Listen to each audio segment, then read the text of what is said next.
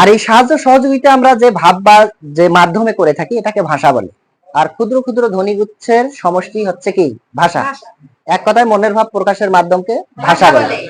এই যে ক্ষুদ্র ক্ষুদ্র ধ্বনিগুচ্ছগুলা সৃষ্টি হয় যে যন্ত্রগুলার সাহায্যে, ওই যন্ত্রগুলা হচ্ছে বাকযন্ত্র। আমরা যে আওয়াজটা উচ্চারণ করতেছি এই আওয়াজটা যে যন্ত্রগুলোর সাহায্যে উচ্চারিত হচ্ছে এই যন্ত্রগুলো হচ্ছে বাকযন্ত্র। বাকযন্ত্রের মধ্যে অন্যতম হচ্ছে ফুসফুস, কণ্ঠনালী, গলনালী, তালু, শক্ত তালু, নরম তালু, ঠোঁট আর নাক। প্রশ্ন হতে পারে স্যার মুখের ভিতর এগুলা ঠিক আছে কিন্তু নাকটা কিভাবে? নাক নাসিক্য ধ্বনি 5টা। নাসিক্য ধ্বনি কয়টা? 5টা। এই 5টা ধ্বনি উচ্চারণ করার সময় দেখবা নাক মানে মুখ দিয়ে বাতাসটা বের না হয়ে নাক দিয়ে বের হয়। আর নাকটা যদি চেপে ধরে যদি আমরা ওই ধ্বনিগুলো উচ্চারণ করি সম্ভব হয় না, সঠিক উচ্চারণ হয় না। এ কারণেই বাকযন্ত্রের সাহায্যে উচ্চারিত অর্থপূর্ণ আওয়াজকে ধ্বনি বলে। যদি অর্থ থাকে তবে ধ্বনি, যদি অর্থ না থাকে সেটা ধ্বনি নয়। আমরা যখন সরাসরি ভাবে মুখে কথা বলি তখন ধ্বনি উচ্চারণ করি, ধ্বনির ব্যবহার করি। এ কারণে সংকেত চিহ্নের প্রয়োজন হয় না। কিন্তু আমার এই কথাগুলোকে যখন লিখে লিখে আমি তোমাদের মাঝে প্রকাশ করতে যাব তখন কি এই ধ্বনিগুলাকে লিখিত রূপ দেওয়ার জন্য একটা সংকেতের প্রয়োজন আছে না, চিহ্নের প্রয়োজন আছে না? এই সংকেত চিহ্নটাকেই বলা হয় বর্ণ। এজন্য এক কথায় বলা হয় ধ্বনি নির্দেশক চিহ্নকে বর্ণ বলে। ধ্বনি এবং বর্ণ দুটার একই কাজ, একটা লেখার মধ্য দিয়ে প্রকাশ করা হয় আর একটা বলার মধ্য দিয়ে প্রকাশ করা হয়। তাহলে বাকযন্ত্রের সাহায্যে উচ্চারিত অর্থপূর্ণ আওয়াজকে ধ্বনি বলে, ধ্বনি নির্দেশক চিহ্নকে বর্ণ বলে। বর্ণের একটা আদর্শ সংজ্ঞা আছে, যে সকল সাংকেতিক চিহ্ন দ্বারা মানুষ লিখে লিখে মনের ভাব প্রকাশ করে তাকে বর্ণ বলে। যে সকল সাংকেতিক চিহ্ন দ্বারা মানুষ লিখে লিখে মনের ভাব প্রকাশ করে তাকে বর্ণ বলে। তাহলে দুটার কাজ যেহেতু একই, এদিক বিবেচনা করে ধ্বনিটাকে দুটা ভাগে ভাগ করা হয়েছে। কয়টা?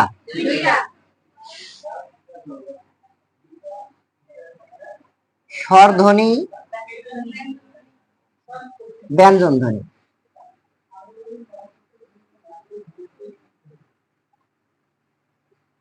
স্বরধ্বনি আর ব্যঞ্জন ধ্বনি।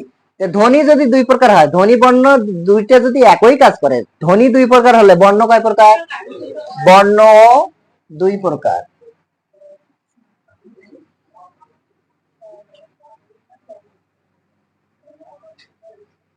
স্বরবর্ণ আর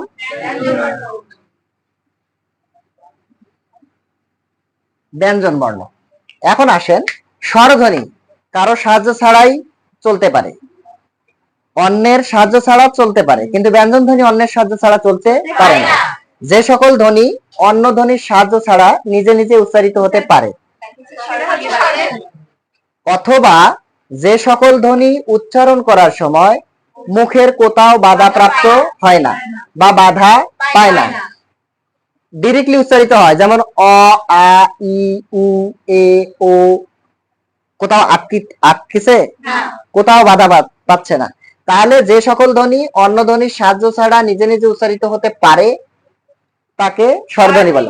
অথবা যে সকল ধ্বনি উচ্চারণ করার সময় মুখের কোথাও বাধা প্রাপ্ত হয় না, এটাকে বলা হয় স্বরধ্বনি। ব্যঞ্জন ধ্বনি যে সকল ধ্বনি অন্য ধ্বনির সাহায্য ছাড়া নিজে নিজে উচ্চারিত হতে পারে না, এটাকে বলা হয়। আর যে সকল ধ্বনি অথবা যে সকল ধ্বনি উচ্চারণ করার সময় মুখের কোথাও না কোথাও বাধা প্রাপ্ত হয়, এটাকে বলা হয় ব্যঞ্জন ধ্বনি। শুরুতে বলছিলাম ধ্বনি বাকযন্ত্রের সাহায্যে উচ্চারিত অর্থপূর্ণ আওয়াজটা হচ্ছে ধ্বনি, আর ধ্বনি নির্দেশক চিহ্নকে বর্ণ বলে। তাহলে স্বরধ্বনি নির্দেশক চিহ্নকে কি বলে? ব্যঞ্জন ধ্বনি নির্দেশক চিহ্নকে কি বলে? সোজা নয়, একটা মুখস্থ করলে আরেকটা অটোমেটিক্যালি হবে। স্বরবর্ণ, বাংলায় স্বরবর্ণ মোট 11টি, ব্যঞ্জন বর্ণ এই দুটাকে যদি আমি যোগ করি কয়টা হয়? এই 50টি বর্ণকে বাংলা বর্ণমালা বলা হয়। বাংলা ভাষার লিখিত প্রতীকের সংগঠনকে বাংলা বর্ণমালা বলে। এখানে স্বরধ্বনি এবং ব্যঞ্জনধ্বনি সমষ্টি মিলে কয়টা? 50টি। এই 11টা স্বরবর্ণের মধ্যে একটা ধ্বনির কার চিহ্ন নাই, অধ্বনির কার চিহ্ন নাই, বাকি 10টি ধ্বনির কার চিহ্ন আছে। ওই বিষয়গুলোতে আমি পরে যাচ্ছি। তাহলে ধ্বনি কাকে বলে, বর্ণ কাকে বলে, স্বরধ্বনি কাকে বলে, ব্যঞ্জন ধ্বনি কাকে বলে, স্বরবর্ণ কাকে বলে, ব্যঞ্জন বর্ণ কাকে বলে এবং বর্ণমালা কাকে বলে। ক্লিয়ার? এই বর্ণগুলাকে আমরা শব্দের মধ্যে তিনটা উপায়ে ব্যবহার করতে পারি। কয়টা উপায়ে? শব্দের প্রথমে, মাঝে এবং শেষে। আর এটা ব্যবহার করতে গেলে দুইটা রূপ ব্যবহার করতে হয়, একটা সংক্ষিপ্ত রূপ আর একটা পূর্ণ রূপ। একটা সংক্ষিপ্ত রূপ আর একটা পূর্ণ রূপ। তাহলে স্বরধ্বনি শব্দের মধ্যে কয়টা রূপে ব্যবহৃত হয়? দুইটি, একটা পূর্ণ রূপ, পূর্ণ রূপ।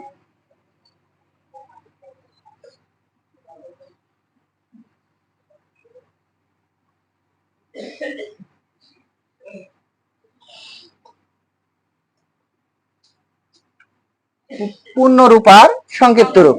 এই পূর্ণ রূপটা তিন জায়গাতেই বসতে পারে, শব্দের প্রথমেও বসতে পারে, মাঝেও বসতে পারে, শেষেও বসতে পারে। স্বরধ্বনি যখন অন্য ধ্বনির সঙ্গে যুক্ত হয়ে উচ্চারিত হয় তখন সংক্ষিপ্ত রূপ বসে, আর স্বরধ্বনি যখন স্বাধীন কোনো শব্দের মধ্যে স্বাধীনভাবে বসে তখন সংক্ষিপ্ত রূপের পরিবর্তে পূর্ণ রূপ বসে। তাহলে স্বরধ্বনি যখন কোনো শব্দের মধ্যে স্বাধীনভাবে বসে তখন সংক্ষিপ্ত রূপের পরিবর্তে পূর্ণ রূপ বসে। আর এই পূর্ণ রূপটা প্রথমেও বসতে পারে, মাঝেও বসতে পারে, আবার শেষেও বসতে পারে। যেমন আকাশ,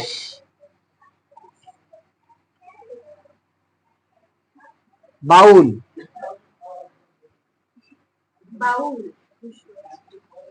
বই। এখানে দেখো আকাশ স্বাধীনভাবে বসছে, অন্য কোনো ধ্বনির সঙ্গে যুক্ত হয়েছে, এ কারণে পূর্ণ রূপ বসছে। এখানে যদি আমরা সংক্ষিপ্ত রূপ দিয়ে এভাবে যদি লিখি,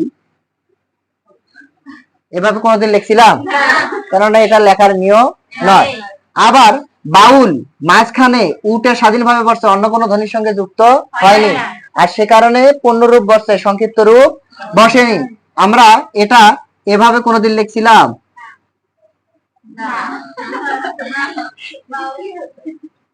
এরপর বই, এখানে ই স্বাধীনভাবে বসছে, সে কারণে সংক্ষিপ্ত রূপের পরিবর্তে পূর্ণ রূপ ব্যবহৃত হয়েছে। ব্যঞ্জন ধ্বনির ক্ষেত্রেও একই। আর সংক্ষিপ্ত রূপ স্বরধ্বনি যখন ব্যঞ্জন ধ্বনির সঙ্গে যুক্ত হয়ে উচ্চারিত হয় তখন পূর্ণ রূপের পরিবর্তে সংক্ষিপ্ত রূপ বসে। যেমন বাবা, বাবা ব ব্যঞ্জন ধ্বনি নয়, ব যোগ আ, ব যোগ, তার মানে ব্যঞ্জন ধ্বনির সঙ্গে স্বরধ্বনি যুক্ত হয়েছে, এখানেও ব্যঞ্জন ধ্বনির সঙ্গে স্বরধ্বনি যুক্ত হয়েছে। এজন্য এই যুক্ত হওয়ার কারণে পূর্ণ রূপের পরিবর্তে সংক্ষিপ্ত রূপ বসানো হয়েছে। আমরা এরকম করিয়া কখনো লিখছিলাম বাবা? এভাবে লিখছিলাম না, লিখি নাই। তার মানে স্বরধ্বনি যখন ব্যঞ্জন ধ্বনির সঙ্গে যুক্ত হয়ে উচ্চারিত হয় তখন পূর্ণ রূপের পরিবর্তে সংক্ষিপ্ত রূপ বসে। মনে থাকবে? মনে থাকবে। এখন এই স্বরধ্বনির সংক্ষিপ্ত রূপ মানে সংক্ষিপ্ত রূপগুলা, স্বরধ্বনির সংক্ষিপ্ত রূপকে কার বলে আর ব্যঞ্জন ধ্বনির সংক্ষিপ্ত রূপকে ফলা বলে। তাহলে স্বরধ্বনির সংক্ষিপ্ত রূপ কার?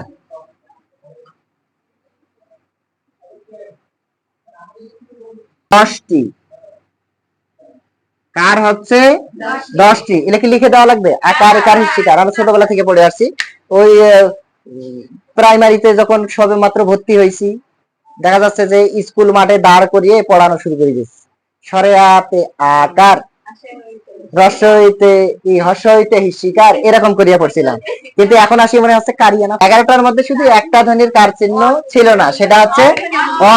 কেননা অ ধ্বনিটা সবসময় ব্যঞ্জন ধ্বনির সঙ্গে যুক্ত থাকে। যেমন ক,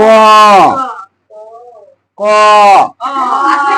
তারপর কি খ, গ, প্রত্যেকটার সাথে আছে না?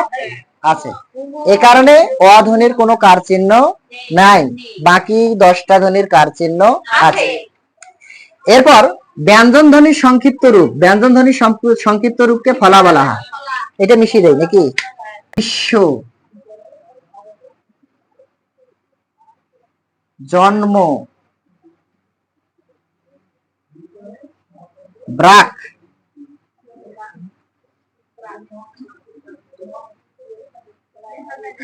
অম্ল, চিহ্ন আর অপরাহ্ন।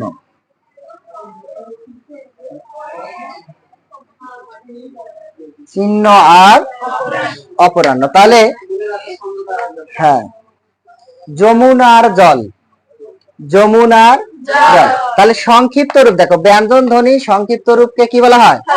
ফলা। ফলা কয়টা? জ ব ম র ল ন।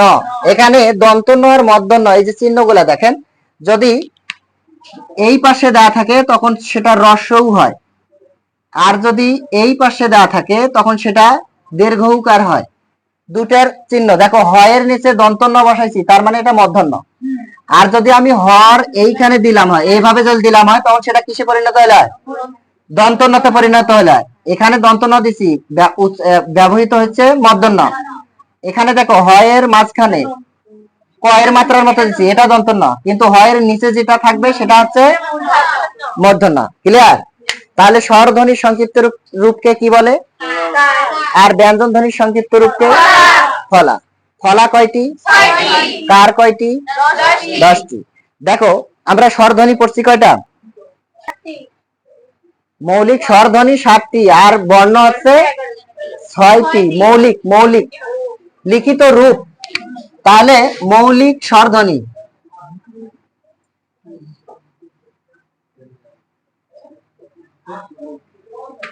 মৌলিক স্বর কয়টি? 7টি। শুরু থেকেই দেখো, অ কি ব্যাপার, আ, ই, উ, এ, ও আর এ। অ আ ই উ, এ ও এ। অ আ ই উ, এ ও এ। অ আ ই উ, এ ও এ। 6টা। দেখো এখানে 7টা নাই, এটা নাই, তার মানে মৌলিক স্বর বর্ণ হচ্ছে 6টা, আর মৌলিক স্বর ধ্বনি হচ্ছে 7টা। মনে থাকবে? মনে থাকবে। তার মানে তোমাদের 5 নম্বর পরিচয় শেষ।